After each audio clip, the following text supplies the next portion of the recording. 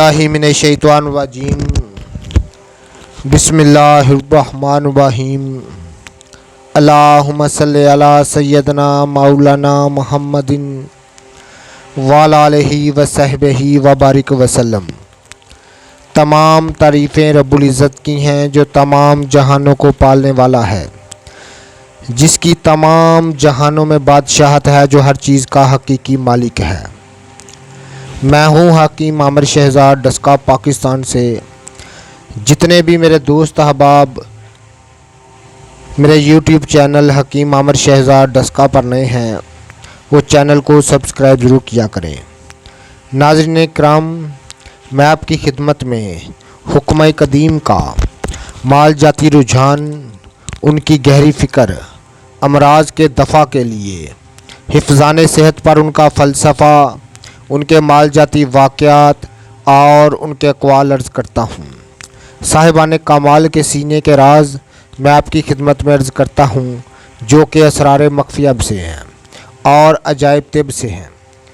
नाज़रीन किराम, आज मैं एक बड़ा ही लाजवाब नुस्ख़ा आपकी खिदमत में अर्ज़ करने जा रहा हूँ, जो कि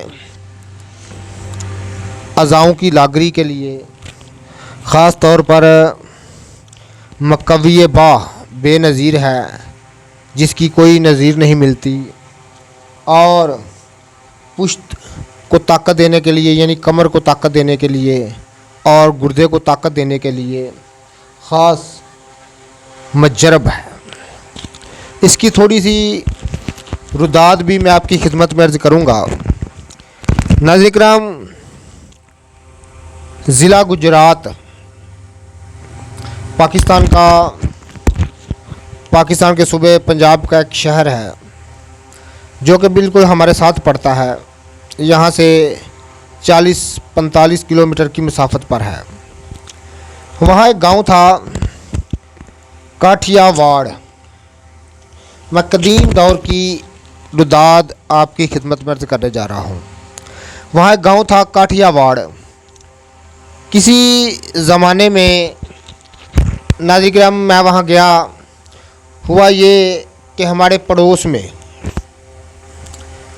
एक औरत थी जो उस गांव की थी, यानी उसकी शादी जो है वो हमारे पड़ोस में हुई थी, यानी इधर हमारे पड़ोस में रहते थे। पीछे जो है वो पिछला उसका गांव, जो उसके मेके हैं, वो काठियावाड़ के थे। वो हमारे घर उसका आना जाना था, उस खातून का, उस बहन जी का। तो जब भी वो आती, चूँकि हमारा घर जो है वाला साहब भी तमाम हिकमत से मुंसलिक थे, तो अब भी हैं, तो वो हिकमत के पेशे को देख कर नाज़रीन किराम हकीम साहब, हकीम सैयद रहमत अली शाह साहब उनका नाम था, उनकी बड़ी तारीफ़ किया करते थे। वो बहन जी ने अक्सर उनका ज़िक्र करना हमारे घर में बैठे हुए कि हमारे गांव में एक हकीम साहब हैं। कदीम दौर की मैं बात कर रहा हूँ। हमारे घर में एक हकीम साहब हैं, वो बड़ा अच्छा इलाज करते हैं, मजाज को बड़ा अच्छा समझते हैं, मजाज को के कुलिये पर वो इलाज करते हैं, और वो चंद पुड़िया देते हैं। मर्ज़ ऐसे भागता है जैसे दुम दबाकर कोई जानवर भागता है। तो नाज़रीन किराम, अक्सर उन्हें तारीफ़ करना। तो मैंने एक दिन अर्ज़ किया कि बहन जी, वो जो आपका गांव हकीम साहब अभी मौजूद हैं? उन्होंने कहा मौजूद हैं, लेकिन काफ़ी ज़ईफ़ुल उम्र हो चुके हैं। तो अब उनका बेटा काम करता है, वो काम नहीं करते, लेकिन फिर भी मरीज़ उनके पास आते रहते हैं, हजूम रहता है उनके पास। तो अब वो हाथ में छड़ी लेकर चलते हैं, इतने ज़ईफ़ हो गए हैं। मैंने मुकम्मल एड्रेस लिया उनसे, और सुबह सादक के वक़्त मैं गाड़ी पर बैठा और उनके गांव की तरफ चल दिया। जब मैं गांव में पहुंचा तो हकीम साहब अपने डेरे पर, उनका डेरा जो था वो चारद्वारी के बगैर था, यानी 1-2 कुटिया बनी हुई थी, 1-2 उन्होंने भैंस रखी हुई थी, और उनका डेरा जो है वो चारद्वारी के बगैर था। छोटी छोटी चारद्वारी थी, कुछ बकैन के दरख्त थे छाँव में बैठने के लिए, कोई मुर्गियाँ, चंद बकरियाँ, तो नाज़रीन कुछ बतखें, इस तरह के उन्होंने जानवर रखे हुए थे। तो काफ़ी खुश मजाज और इल्म दोस्त इंसान थे। बड़ा नूरानी चेहरा था उनका, बाशरा इंसान थे। तो नाज़रीन मैंने जाके उनसे सलाम ली। उन्होंने फरमाया कि आप कहाँ से आए हैं। वो तो यही समझते हैं कि मैं कोई दवाई लेने वगैरह आया हूँ, कोई मरीज़ हूँ। तो मैंने अर्ज़ की, हकीम साहब मैं डस्का से आया हूँ, मैं मरीज़ वगैरह नहीं हूँ, तो मैं आपसे वैसे ही मिलने आया हूँ। तो उन्होंने और भी खुशी का इजहार किया। ये नहीं कि उनके माथे पर कोई बल पड़ गया कि ये दवाई लेने नहीं आया तो फिर हमारा टाइम ज़ाया करने आया, ऐसी कोई बात नहीं। और भी खुशी का उन्होंने इजहार किया और फरमाया कि आप किस घर से आए हैं। मैंने सारा वाक़या उनको बताया कि मेरे पड़ोस में आपके गांव की फ़लाँ फ़लाँ नाम की एक औरत है जिसकी शादी हमारे मोहल्ले में, हमारे पड़ोस में है, हमारे बगल में है, तो फ़लाँ फ़लाँ की वो बेटी है। तो उन्होंने मुझे फरमाया कि बिल्कुल है। तो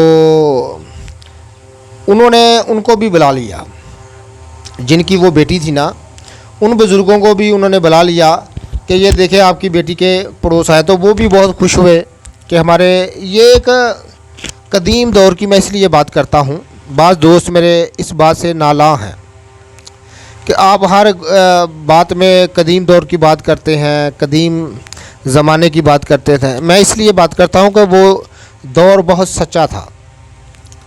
वो लोग बड़े सादा थे, बड़े मिलनसार, इल्म दोस्त और गमसार, और उन लोगों में सच्चाई की झलक और ईमानदारी की झलक और इंसानियत की झलक नज़र आती थी।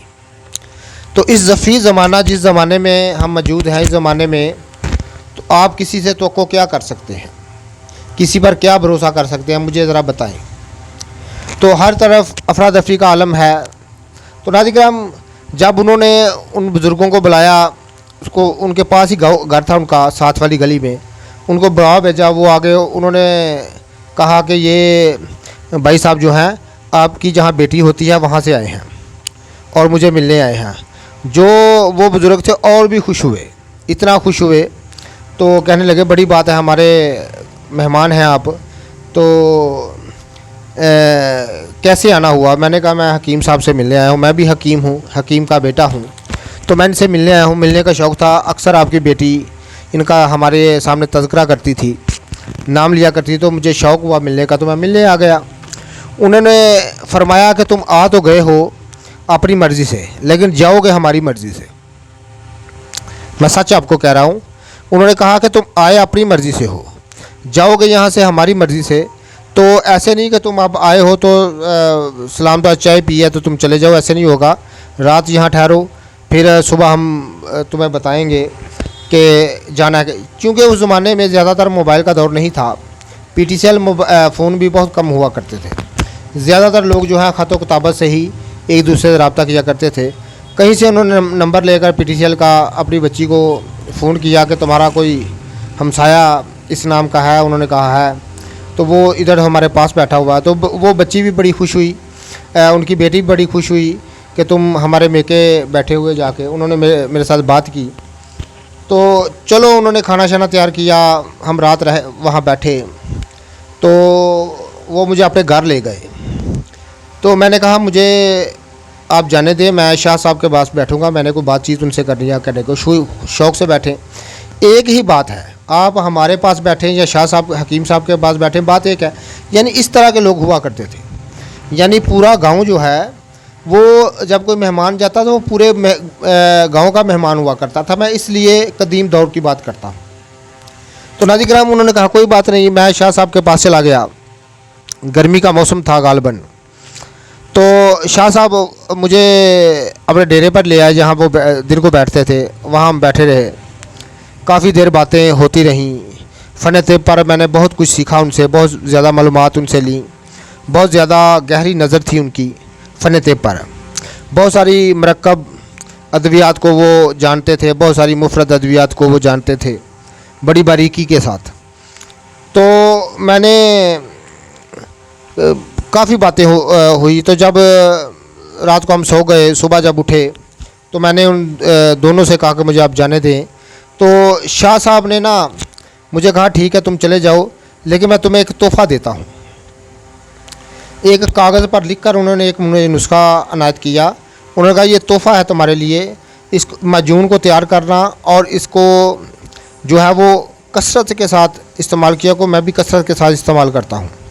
हर मरीज़ हर मजाज के माफ़क आती है और क़ुव्वत बा यानी जो शख्स कामल मर्द नहीं उनके लिए बड़ी लाजवाब चीज़ है।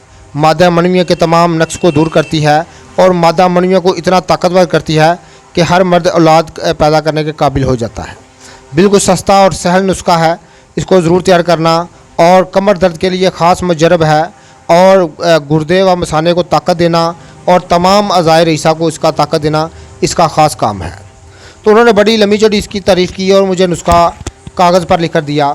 नुस्खा जो उस वक्त चूँकि मैं अपने पास नोट रखा है, शाह साहब का नाम आज भी मेरे पास नोट है। तो नाज़रीन किराम उन्हें कहा कि इस मजून का नाम है मजून निशात अफ़ज़ा। साथ में उन्होंने कागज़ पर लिखकर मुझे दिया कि ये मजून जो है मजून निशात अफ़ज़ा है और मकवी बा बेनज़ीर पुश्त व गुर्दे को ताकत देने के लिए ख़ास मफीद है और अक्सीर है। उन्होंने कहा तुखम खुरफा जो नुस्खा मुझे लिख के दिया मैं आज आपकी खिदमत में अर्ज़ करने जा रहा हूँ, ज़रूर तैयार कीजिएगा। ऐसे ही लाजवाब बाकमाल और सीने के राज में आपकी खिदमत में अर्ज़ करता रहता हूँ। तुखम खुरफा, तुखम मेथी, हब्बुल रशाद, मगज चलगोज़ा, तुखम हालियों, तुखम जरजीर यानी तारा मीरा, तुखम तिरा तीज़क, तुखम गंदना, तुखम शलगम, तुखम प्याज, तुखम गाजर, हर एक तमाम अज्जा बराबर वज़न। ये नाज़रीन किराम ये टोटल 5, 6, 7, 8, 9, 10, 11 अज्जा हैं। मैं फिर आपकी खिदमत में अर्ज़ कर दूँ तुखम खुरफा, तुखम मेथी, हब्बुल रशाद, मगज चलगोज़ा, तुखम हालियों, तुखम जरजीर, तुखम तिरा तीज़क, तुखम गंदना, तुखम शलगम, तुखम प्याज, तुखम गाजर, हर एक बराबर वज़न। तमाम को कोट पीस लें और सह चंद शायद खालिश में इसको मजून तैयार कर लें। नाज़रीन किराम जितनी आपको चाहिए उस हिसाब से आप तैयार कर लें। तो नाज़रीन किराम ताज़ा दूध के साथ एक तोला इसकी खुराक है, सुबह व शाम खाएँ। और नाज़रीन किराम इस कदर इसके फ़ायदे हैं कि मैं आपकी खिदमत में क्या अर्ज़ करूँ। ज़बान बयान से कासिर है। शाह साहब ने मुझे फरमाया कि मैं कसीर तादाद में इसको इस्तेमाल कराता हूँ और तमाम मर्द हज़रात के लिए ये भरोसे का और काबिल ज़िक्र नुस्खा है। ज़रूर इसको तैयार करना। और मैंने भी 35-40 साल से इसको तैयार कर रहा हूँ। लाजवाब चीज़ है जो मैंने मन व ऐन से आपकी खिदमत में आज अर्ज़ कर दी है। जितने भी मेरे दोस्त अहबाब मेरी वीडियो को पज़ीराई देते हैं उनका बहुत बहुत शुक्रिया। अल्लाह हाफिज़।